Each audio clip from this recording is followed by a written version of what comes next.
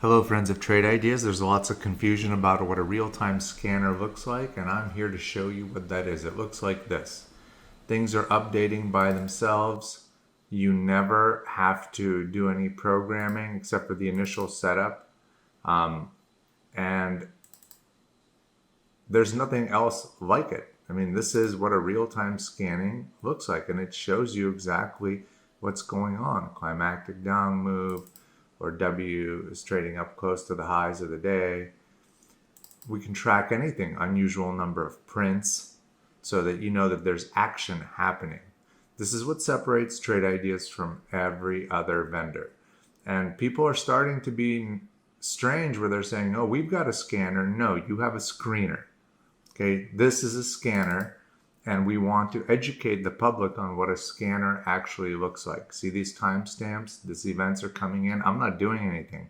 Like Twitter, but on steroids. This is Trade Ideas. This is what we're the best at, and this is what a scanner looks like. Okay, high volume, downward move. Enjoy.